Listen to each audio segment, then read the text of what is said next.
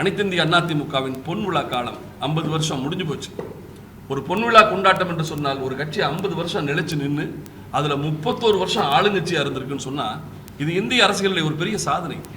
அந்த சாதனைகளை எல்லாம், அந்த சரித்திரத்தை எல்லாம் மக்கள் மத்தியில், தொண்டர் மத்தியில் சொல்லி அதிமுக இந்த சமூகத்திற்கு செய்த சேவைகள், சமூக நீதிக்கு சட்ட அங்கீகாரத்தை 69% இடஒதுக்கீட்டை பெற்றுக் கொடுத்த இயக்கம் அதிமுக, மரத்தடி வகுப்புகளை எல்லாம் மடிக்கணினி வகுப்புகளாக மாற்றிய இயக்கம் அதிமுக, நடந்து போகும் பிள்ளை பள்ளிக்கூடம் சென்று சேர்வதற்குள் அசந்து போய் விடுவானே என்று தூரம் கடப்பதற்கு சைக்கிள் கொடுத்த இயக்கம் அதிமுக, உடுத்துவதற்கு உடுப்பு கொடுத்த இயக்கம், காலுக்கு செருப்பு கொடுத்த இயக்கம், மார்க்கை தவிர மற்றதெல்லாம் கொடுத்து கல்வி புரட்சிக்கு வித்திட்ட இயக்கம் அதிமுக, இடஒதுக்கீட்டிலே சரித்திரம் படைத்த இயக்கம் அதிமுக, பொறியியல் கல்லூரிகள் என்று இன்னைக்கு வீட்டுக்கு வீடு 4 இன்ஜினியர் இருக்கான்.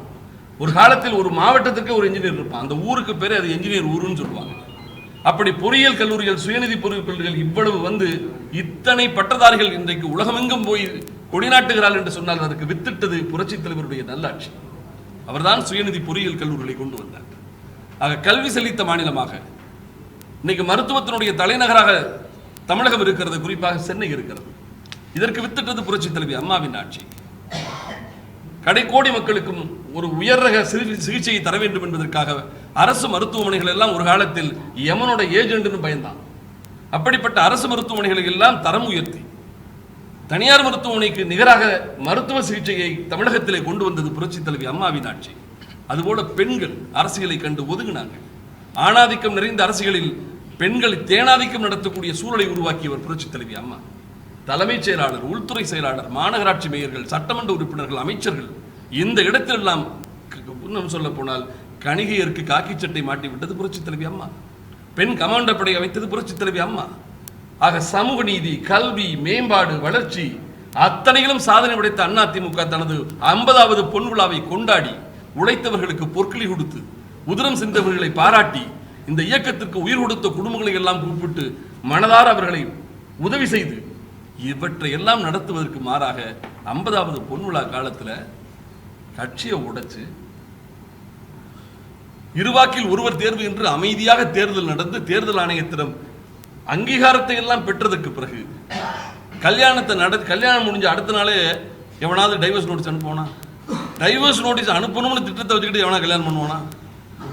அபாலிஷ் பண்ண போற தேர்தல் செல்லாது என்று சொல்வதற்கான திட்டத்தை வகுத்து கொண்டு தேர்தல் செல்லாது அப்படின்னு திட்டத்தை ஏற்கனவே எழுதி வச்சுக்கிட்டு தேர்தல் நடத்துறது. ஒரு ஓட்டில் 20 தேர்வு, ஒற்றை தலைமை கற்பனைன்னு சொல்றது. அதை விட முக்கியமான விஷயம் நான் ஒன்றை பகிர்ந்து கொள்ள ஆசைப்படுகிறேன் சகோதரர்களே. வானகரத்தில் நடந்த பொதுக்குழு, அந்த பொதுக்குழுவிலே 23 தீர்மானங்கள் செல்லாது என்று சொன்னார்கள் அல்லவா?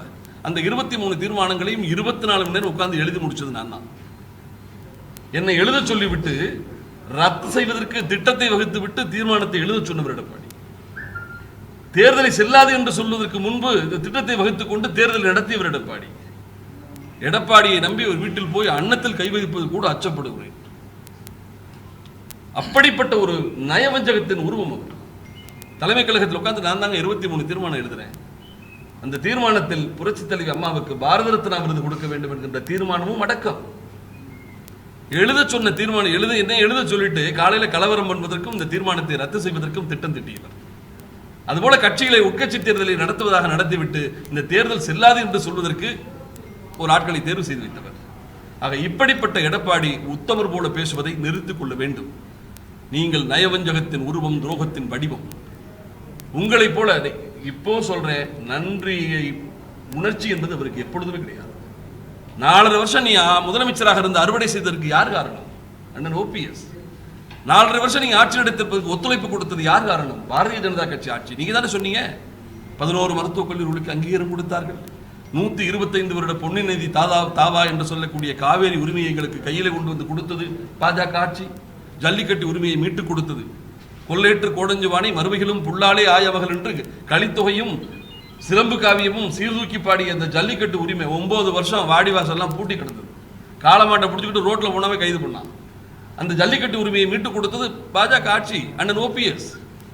இத்தனை நன்மைகளை செய்த பாஜகவுக்கு என்ன செஞ்சார் எடப்பாடி? NDA கூட்டணியில் இருப்பதாக சொல்லிக்கொண்டு நம்ப வைத்து பிரதமருக்கு பக்கத்தில் போய் உட்கார்ந்து வலப்புறத்துல போய் உட்கார்ந்தாச்சு. இதை கொச்சையாக சொல்ல வேண்டும் என்று சொன்னால், வரதட்சணையை வாங்கி கொண்டு, பாஜகவிடம் வரதட்சணையை வாங்கி கொண்டு தாலி கட்டாமல் தப்பி ஓடி வந்த குற்றவாளி எடப்பாடி. இவர் ஏமாற்றாத இடமே இல்லை, இவர் நயவஞ்சகம் புரியாத இடங்களே கிடையாது. இத்தனையும் செய்துவிட்டு அண்ணன் ஓபிஎஸ்ஐ சொல்கிறார். ஓபிஎஸ்ஐ போல ஒரு உத்தமமான அரசியல்வாதிகளை பார்க்க முடியாது. அவர் தடித்த வார்த்தை கொண்டு யாரையும் தாக்க மாட்டார். இந்த இயக்கமே உலகமென வாழக்கூடியவர். அப்படிப்பட்ட நல்ல மனிதரை எடப்பாடி இது போல பழி போடுவதை நிறுத்திக் கொள்ள வேண்டும்.